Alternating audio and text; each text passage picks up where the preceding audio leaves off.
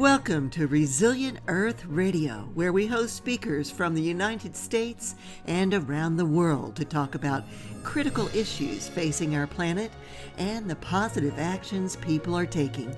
We also let our listeners learn how they can get involved and make a difference. We are Resilient Earth Radio, a project of Planet-Centric Media.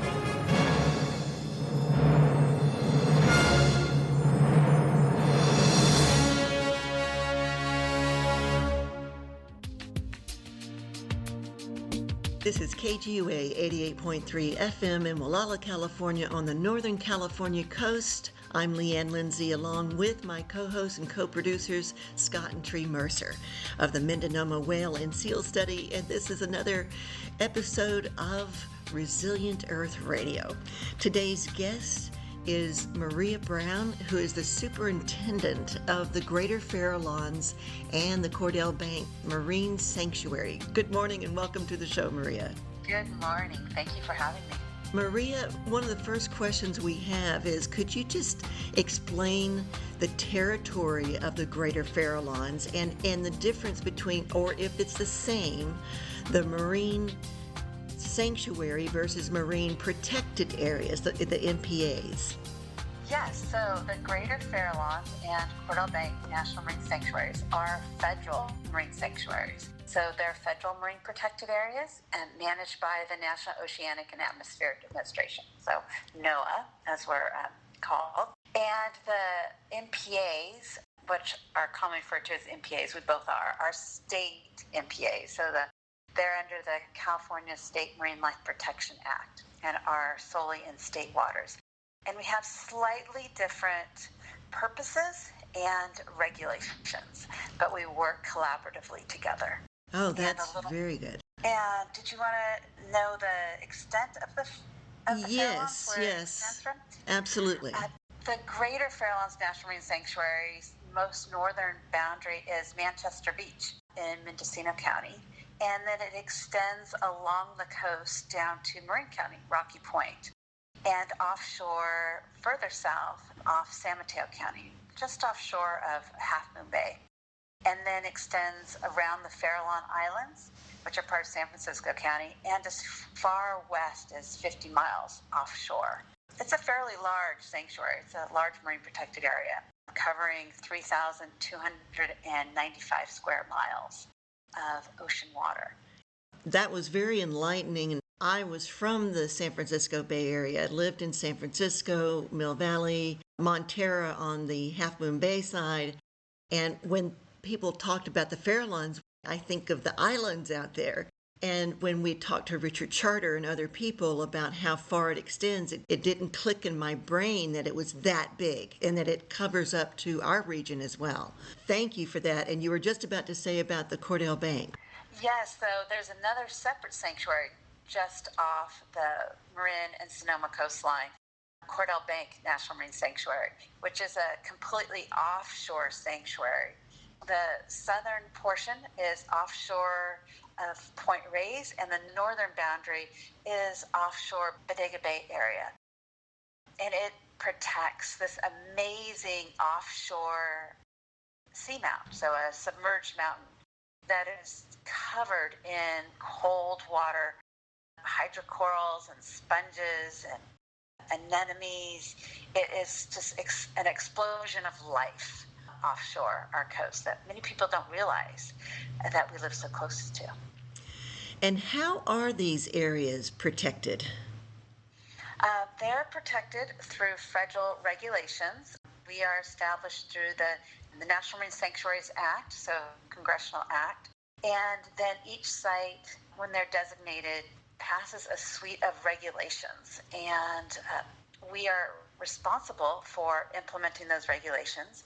One of the main protections we offer to the ocean environment is a prohibition on oil, gas, and mineral exploration. So you won't be seeing any oil drilling off our coast from Mendocino because we have national marine sanctuaries established. In addition, we protect the wildlife. We have certain regulations that protect disturbance to marine mammals and seabirds. We We also protect the water quality. It's illegal to discharge in the sanctuaries.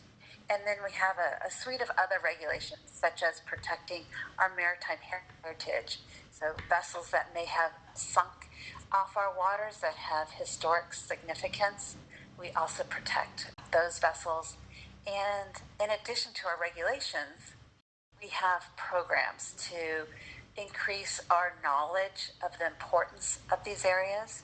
We have research and monitoring projects. We also have resource protection programs in which we work with communities to steward and protect this incredibly biologically rich area. And then we have education outreach, in which we work with communities to further expand our knowledge about the importance of the marine sanctuaries off our coast.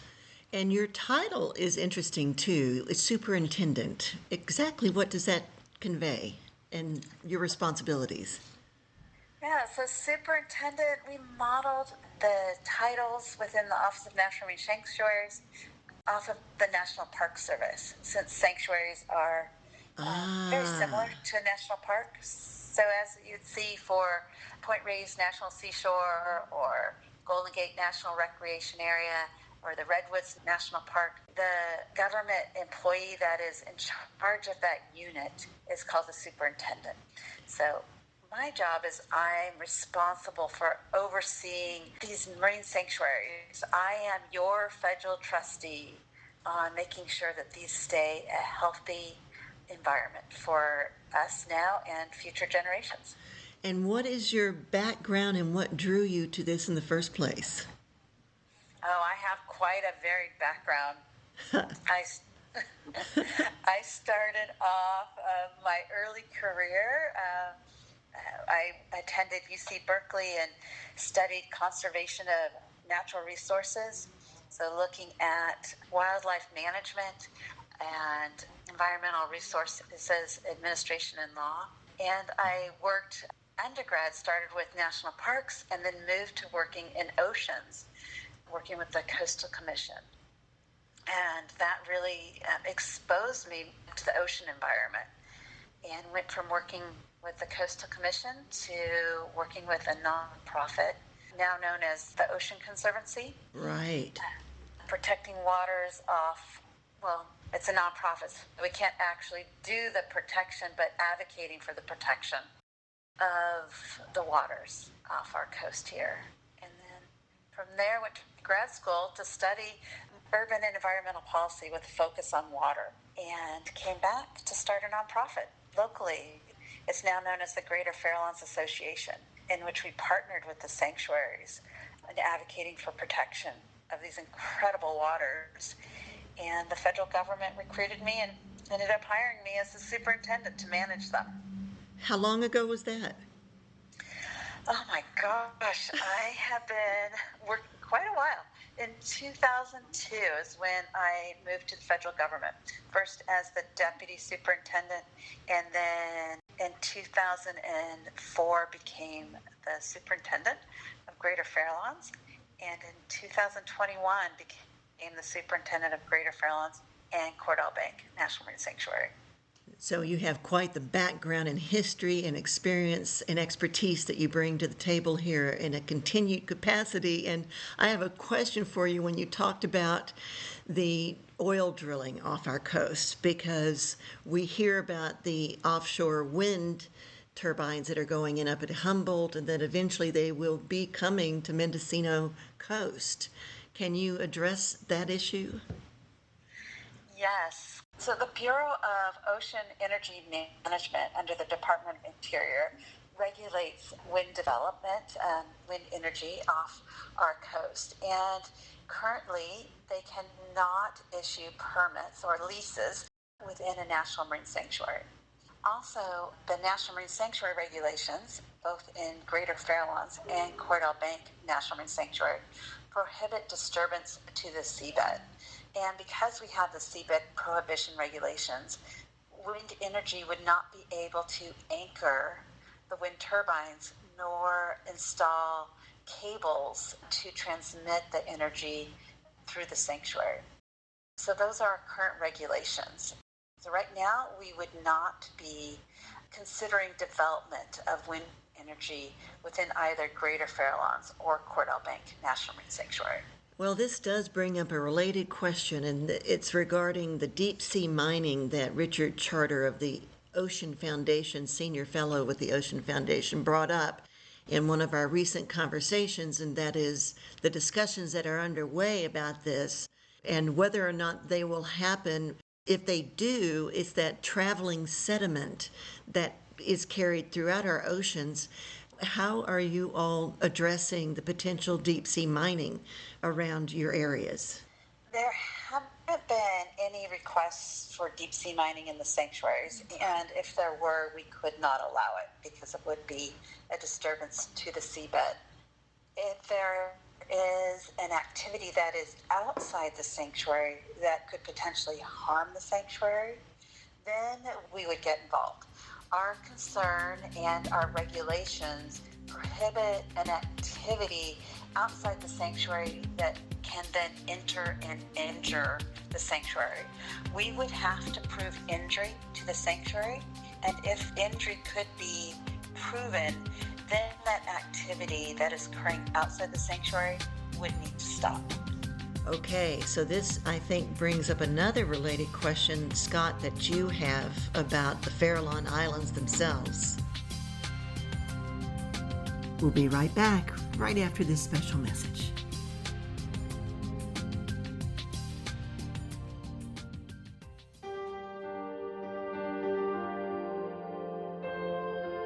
Discover one of the most romantic boutique hotels on the Northern California coast at the Elk Cove Inn Restaurant and Spa. Just 150 miles north of San Francisco, 25 miles south of Mendocino, this one-of-a-kind Ocean View Mendocino Coast Inn is part bed and breakfast, part homestead, and sustainable farm. The Elk Cove team goes above and beyond to offer a home-away-from-home experience with unpretentious comfort, complete amenities, beautiful gardens and grounds, breakfast in bed, Michelin star type food, and a day spa. So be prepared to relax, unwind, and recharge. The Elk Cove Inn, Restaurant and Spa in Elk, California.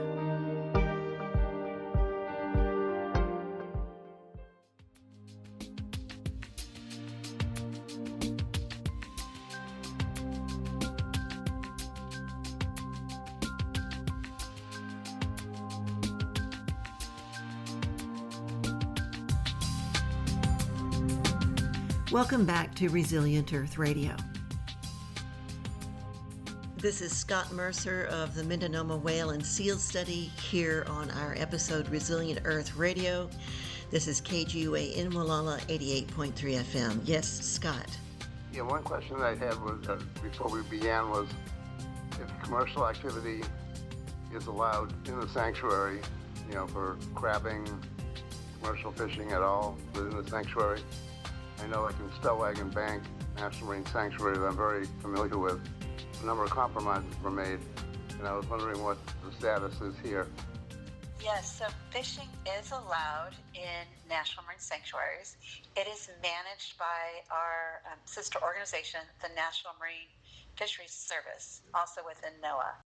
They are the experts on fish populations and regulate fishing within federal waters, including sanctuaries. We do work with the National Marine Fisheries Service on fishing activities in sanctuaries that we are concerned may have ecosystem impact and work together to mitigate those potential impacts. So crab fishing is allowed. That is actually regulated by the state of California. And salmon fishing is allowed. Rockfish fishing for certain species is also allowed within the sanctuaries. We have worked in the past, for example, to establish areas in the sanctuary where certain gear is not allowed to protect habitats such as deep sea corals by providing the Pacific Fisheries Management Council, the National Marine Fisheries Service, information about these significant deep sea coral habitats within the sanctuary, information about how old the corals are, where they're located, and what activities may impact the health of those coral populations. Okay, thank you. What about dragging along the bottom, for example, scallops or sea clams? That still goes on Stellwagen. Is that allowed out here?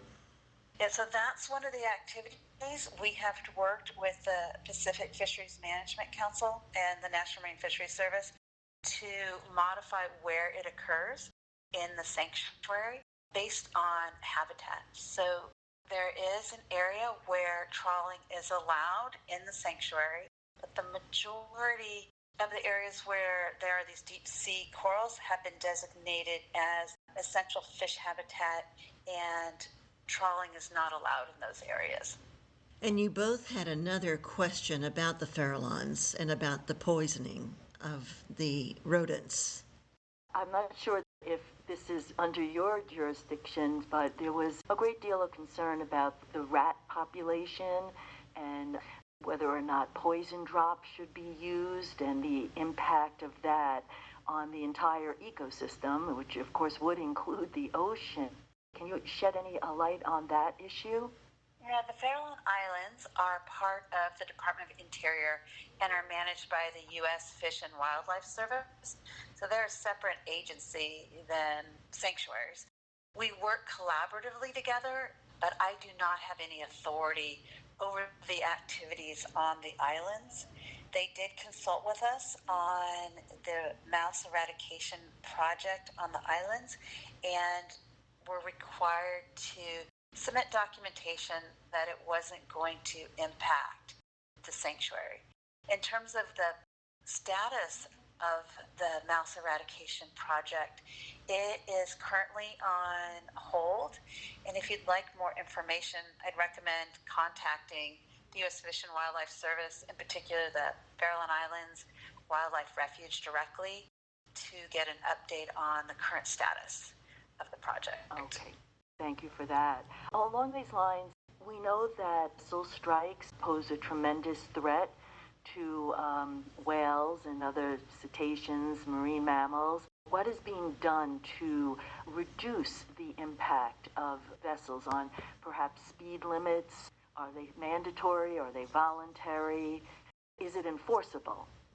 Yes, the sanctuaries, in particular Greater Farallones and Cordell Bank, our region, has been taking a leadership role in working with the shipping industry to reduce vessel strikes to whales. This is one of the greatest human impacts to our endangered blue humpback and fin whales, endangered and threatened. We have endangered humpbacks as well as threatened humpback whale populations and threatened fin whale populations in both Greater Farallones and Cordell Bank National Marine Sanctuary. The blue whales and the humpback whales come particularly to our region, to our sanctuaries to feed every year. This is their destination after breeding, to come to our area. We're so fortunate. However, when they come to our area, they also come in contact with ships that are entering the ports of Oakland, San Francisco, Richmond, and to some extent, Redwood City. We are one of the most active port regions in the country and also have one of the highest concentrations of feeding whales, which makes for an interesting combination. And our mission is to protect those whales, to have healthy whale populations, and to ensure that we have healthy whale populations off our coast in the sanctuaries. Recently, in particular, we have seen a greater increase in vessel strikes to whales with changing ocean conditions. With the heat waves that we started seeing in 2014 that lasted, I believe, about 4 years, it changed where prey was available. With the warmer waters offshore, it pushed the cooler waters closer near shore, creating this band of cool water along our coast. The surface area was shrunk.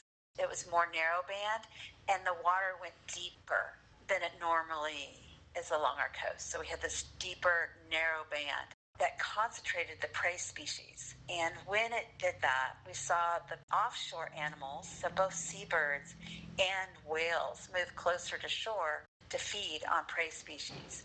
And when it moved the whales closer to shore, it moved them into the shipping lanes. The sanctuary, working with NOAA and the U.S. Coast Guard, went to the International Maritime Organization, and we requested adjustment of our shipping lanes. They were adjusted to be longer, so ships had to stay in the shipping lanes longer, and we adjusted where they went to try and avoid prime feeding habitat for whales. So it helped us offshore, but then we had this nearshore problem all of a sudden where whales and ships were in the lanes in the nearshore environment. In order to respond to that, we implemented a voluntary speed reduction. And we request large ships that are 300 gross registered tons or larger to travel at speeds of 10 knots or less when they're in the sanctuary. And we've been modifying and increasing this request both spatially and temporally over the last 10 years as we're learning more. So it now covers the entire sanctuaries, both Greater Farallones, Cordell Bank, and Monterey Bay National Marine Sanctuary. And then we have it extend in the Channel Islands National Marine Sanctuary. So these areas, it's now the entire sanctuaries. Vessels are requested to travel 10 knots or less. In addition, it was a seasonal closure, and we've been extending the season. It currently extends from May 1st through December. We request vessels in Greater Farallones, Cordell Bank, and Monterey and National Marine Sanctuaries to travel at 10 knots or less, because we're also seeing whales are staying in our area longer to feed because their food resources have been affected by climate change. And they need to stay longer to eat enough food to then travel to their breeding grounds. We are continuing to look at how we can reduce risk to vessel ship strikes to whales. And currently it has been voluntary as we're learning what are the best actions we should be taking to reduce vessel strikes. Are we at our goal? The answer is no. And our first milestone is to reduce the risk of a lethal ship strikes to endangered and threatened whales by 50%. That's our first milestone. Our goal is to get higher than that, and we haven't reached 50%. We've reached about 25% right now. I do understand. So these are voluntary speed reductions. And do the shipping companies, are they evaluated on their compliance with this regulation at all, Maria? Yes, we track ship speeds through the sanctuary. We use a technology called AIS, Automatic Information System. And we track their speed, which companies are traveling at what speeds during what time of year. And we then develop report cards. And this is in partnership with the Environmental Protection Agency, with the California Air Quality Control Boards, with the U.S. Coast Guard. Together, we track and report back to the shipping industry, shipping companies, their cooperation rate. And the reason I say cooperation, because it is voluntary. And we have slowly been seeing an increase every year in the percent of vessels that are cooperating with our vessel speed request. There's also a non-profit, the Marine Mammal Center, working with the Benioff Foundation to monitor vessel speeds and whales in our area. And it's open to the public to go on the website. You can look on their website. You can track the vessels that are traveling through our sanctuaries, what speeds they're going. It also lets you know what whales are in the area. So it's a tool that's available to the public. And if you are interested in communicating with those companies, you know who's going fast and who's going slow. And that is one of the best ways to get cooperation, is that companies want to look good for their consumers. Absolutely. Especially when we're talking about it on radio and podcast too. Yes. Go people ahead. Are interested. Yes, and Tree, you had a question? Yeah, I think all that is extremely positive. And I was wondering if the one that you were referring to with the Marine Mammal Center, is that the program called Whale Safe? Yes, that is the Whale Safe program. Got it. Okay. I use currently Whale Alert, where every whale, if we can identify the type of whale, although I could also put in an unspecified species, I put that into Whale Alert, but I was very interested in learning much more about Whale Safe. And I think that's the program that you just described, which sounds amazing. Yes, both programs are an incredible resource and help to the sanctuary in managing our whale populations.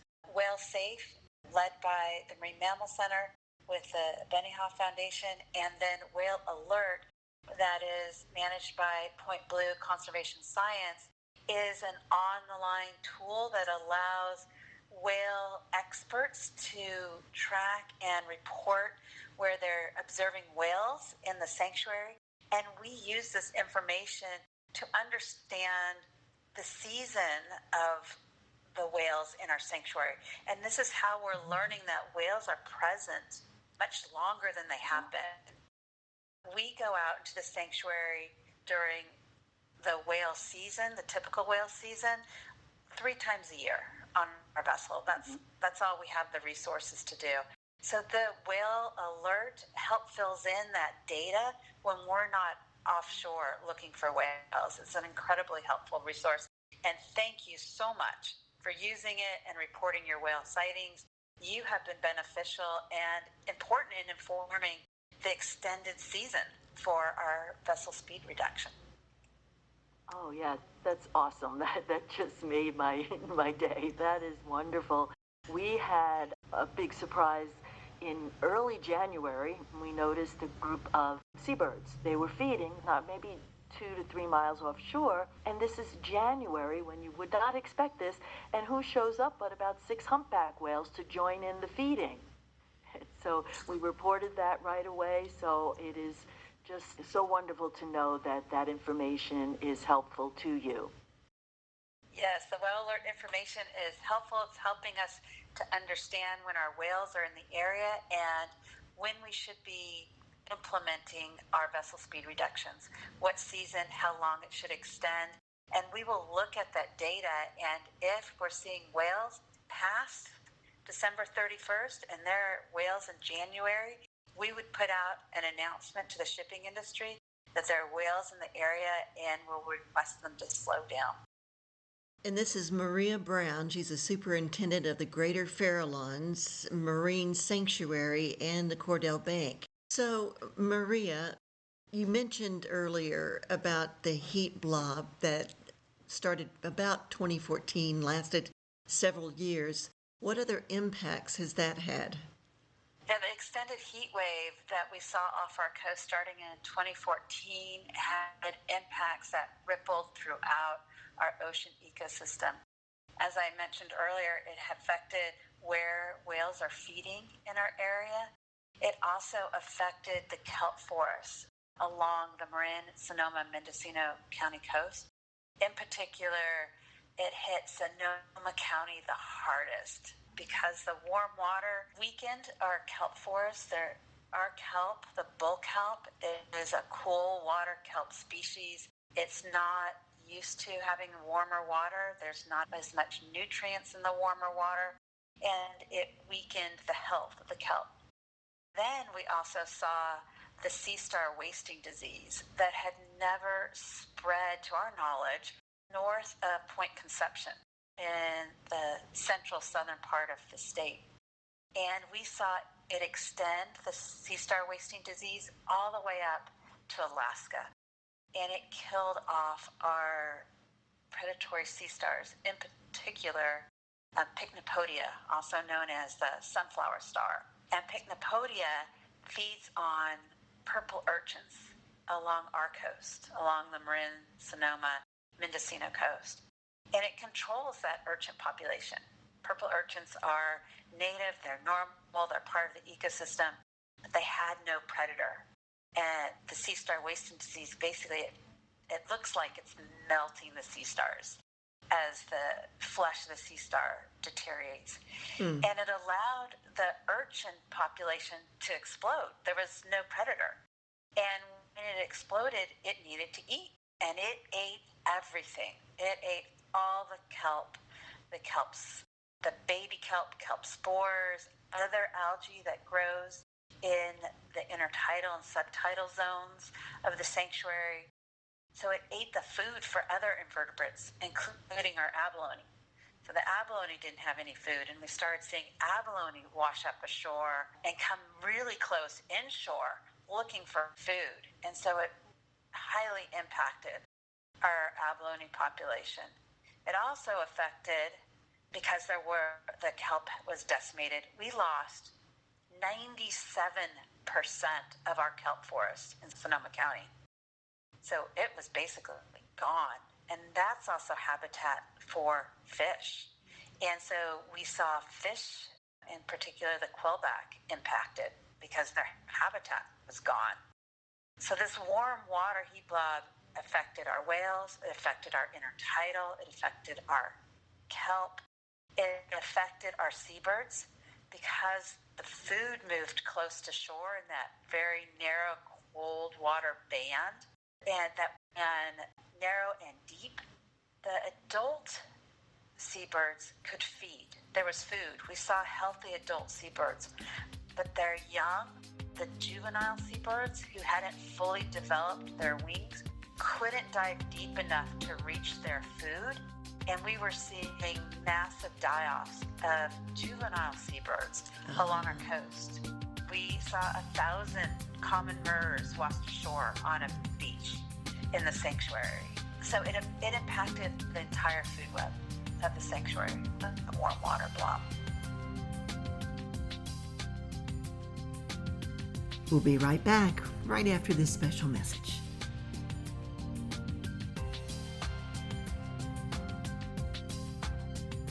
Thank you for supporting our efforts to connect with great guests who talk about these critical issues facing our planet and the positive things people are doing about them. Your contribution is tax deductible because we are produced by a 501c3 nonprofit, Planet Centric Media. Thanks for listening to Resilient Earth Radio.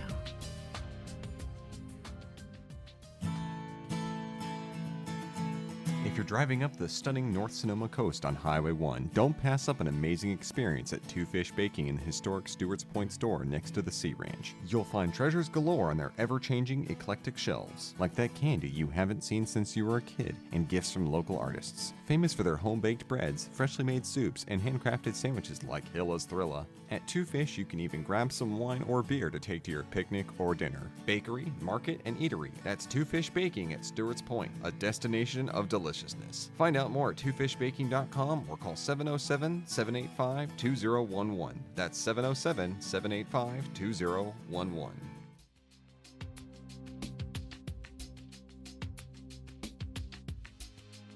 Welcome back to Resilient Earth Radio.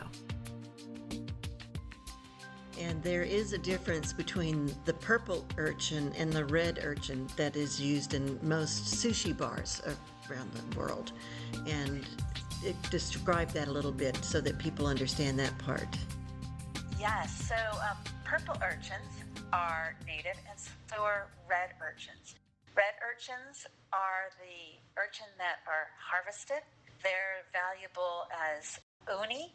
People eat them in sushi restaurants. It's become a gourmet item in other restaurants as well. And when the purple urchins overtook the intertidal, eating all the kelp, that also impacted the red urchins. The red urchins didn't have food to eat. The purple urchins outcompeted their cousin, red urchin.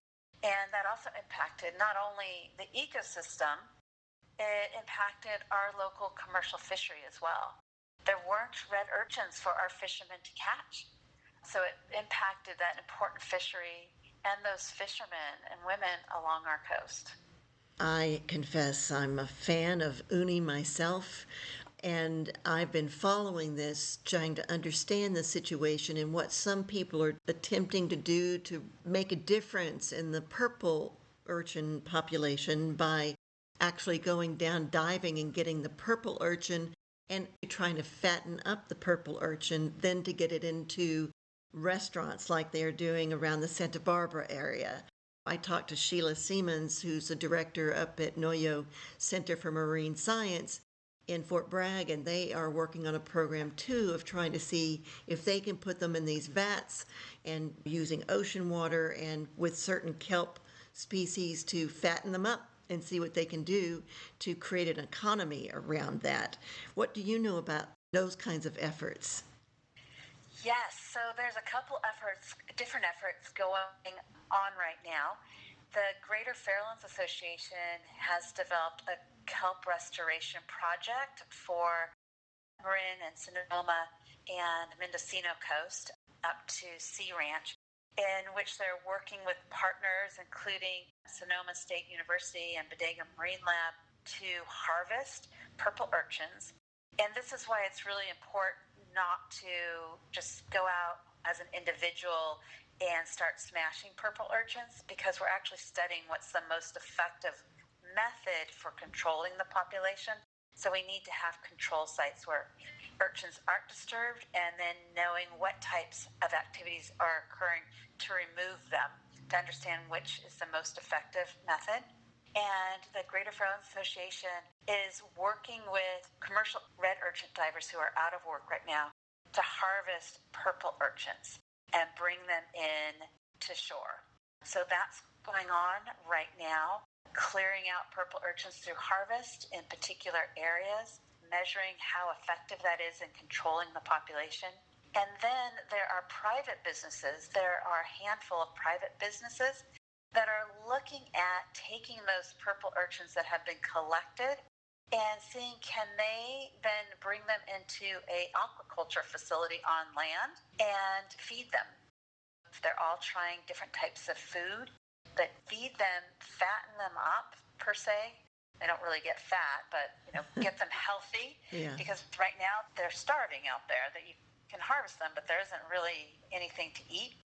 Get them healthy and then harvest them for uni to see if that can be a business to control the urchin population. We're definitely following it to see if it can be an effective economic development, a sustainable economic development that's good for the environment, good for our local economies, and continue to provide uni for our restaurants. You just said a very interesting phrase too, sustainable economy, a new one.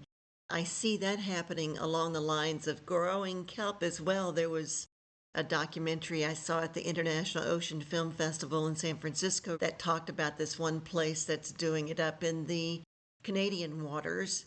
And just the other night, I was watching a CBS evening show on Hog Island and the kelp farming that they're doing there for commercial purposes.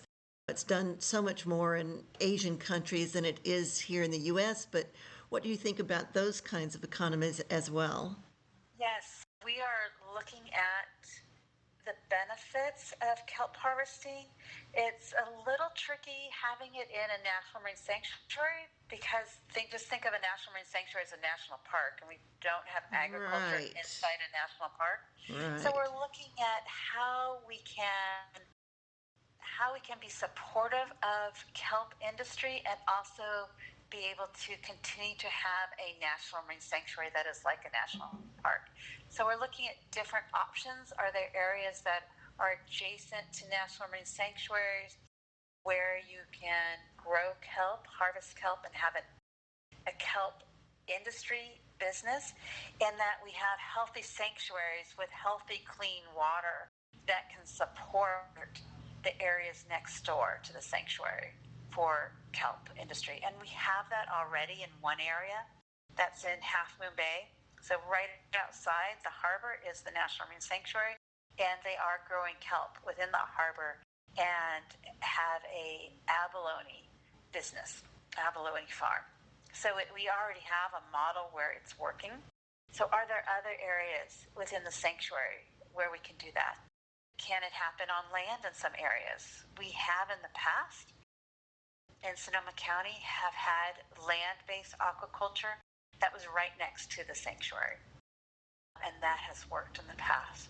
So looking at what opportunities we have, there are oyster farms in the sanctuary in Tomales Bay. So we have a limited amount of aquaculture that's currently happening, in which they depend on the healthy, clean waters of a sanctuary in order to have a healthy product that can be consumed by people. Yes, that's the Hog Island Oyster Company that I was just referencing to. I believe that's what you're talking about, right, Maria? At Hog Island, and there's also a couple other oyster companies there as well. Ah, okay. We're looking forward to seeing a new documentary that's in the works by Natasha Benjamin and Ana Blanco, who's actually the director of that International Ocean Film Festival. They're coming up to Mendocino to do another filming, but they have as one of their subjects, I believe his name is Grant Downey. He is an urchin fisherman that's up in Fort Bragg. The name of the documentary is Sequoias of the Sea. And Natasha is also one of the directors, co-director with David Helvarg at the Blue Frontier organization. And we're carrying one of their podcasts called Rising Tide. And they brought up your name when we were on the show the other day, Maria. Yes, we've worked with Anna and Natasha with their film and are very excited that it's coming out. The Greater Farallones Association is working with Grant on purple urchin removal down in Sonoma County as well. So he is one of the great advocates and supporters, collaborators on restoring kelp. It's wonderful that they're highlighting him and his engagement and work with multiple partners on how we can come up with a solution to restoring, these vital kelp ecosystems. There are, just as the movie title says, there are sequoias of the sea. There are forests along our coast that so many animals depend on. And these final closing moments here, Scott and Tree Mercer of the Mendocino Whale and Seal Study, did you have any last questions you'd like to ask of Maria? And this is Maria Brown, the superintendent of the Greater Farallones and the Cordell Bank Marine Sanctuary. No further questions, but I'd just like to express our appreciation for everything we discussed and learned today. Just very enlightening, and to show the connection of this very complex and fragile ecosystem that exists out there, and once again highlighting the interconnections between so many different species. And it certainly deserves our protection and our awareness. And I thank you very much for this conversation today. Yes, thank you. We know how busy you are. Thank you very much for all you've done, and thank you very much for lending us the time today. We really appreciate that. We do, and the last words belong to you, Maria. What would you like to say in the last minute here? Thank you so much for having me on your program. For us to be able to share what we do with the public is very important, and the public can play a crucial role in how the sanctuary is managed. We'll be coming out this winter. We're looking at most likely January 2025 into your communities, asking for comments on what should be our priorities in the sanctuary for the next 10 years. So we're really interested in hearing from you and your listeners what they would like the sanctuary to focus on. What are our most important issues we need to be addressing? And your ideas on how we should be addressing those issues. So I hope to meet some of you in person this winter and hear from you on what you think we need to be doing in the sanctuary. I love it. We're right here in Wallala. The studios are in Cypress Village. I actually live in the Sea Ranch, and Scott and Tree live in between Anchor Bay and Point Arena. So we're kind of all along the coast here. Great. Well, please come to our scoping meetings. Introduce yourself to me so we can meet in person, and I'd love to meet you. All right, and that's Maria Brown, and she's the superintendent of the Greater Farallones and the Cordell Bank, a marine sanctuary. I'm Leanne Lindsay, along with Scott and Tree Mercer of the Mendocino Whale and Seal Study, and this is Resilient Earth on KGUA Public Radio in Wallala, 88.3 FM. Thank you for joining us today.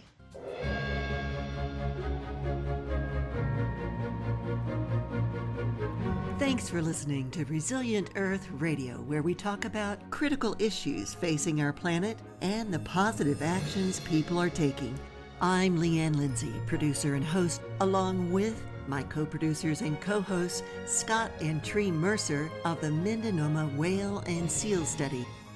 Produced in association with Planet-Centric Media, Sea Storm Studios, and KGUA 88.3 FM, a public radio station on the Northern California coast. You can find us on Facebook and Instagram and wherever you get your podcasts. The music for the show is Castle by the Sea from international composer Eric Alleman of the Sea Ranch in Sonoma County, California.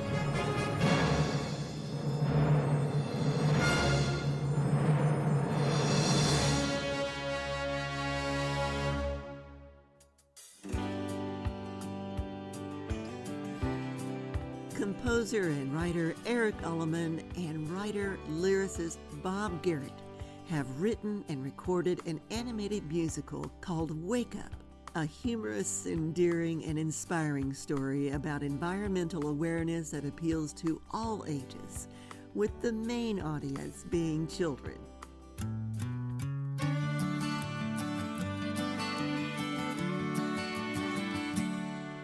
You couldn't hear the breeze if it weren't for our leaves. And the birds won't have no place to build a nest. Little kids won't learn to climb. Your rum and coke won't have no lime. What are you gonna lean on when you rest? There ain't nothing more good-natured than a tree.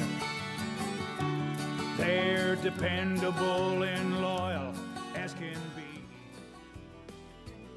Eric and Bob are seeking like-minded people to help them get this animated musical comedy finished and out in the world as a role model to inspire and empower young people to pursue a meaningful role in rescuing Mother Earth. Cut a tree down, build a cabin. Cut a tree down, plant more corn. Cut a tree down for a highway. Cut a tree down to keep you warm. Cut a tree down cause it blocks your view or drops too many leaves. Every time you cut a tree down, Mother Nature grieves. It's hard for me to justify why you cut us down for double ply and flush us down the toilet to the sea. A tree will go out on a limb for you. It'll stop the rain and shade you too. If you'd like to know more about this production, go to wakeupthemusical.com. There you will find information about the concept, the story, the production, and how you can get involved. There ain't nothing more good-natured than a tree. They're dependable and loyal as can be. While money, wives, and children often leave, you'll always know where you can find your tree. Yes, sirree there. Oh, you'll always know where you can find your tree. Thank you for listening to Resilient Earth Radio. Live, local, coastal, this is KGUA 88.3 FM.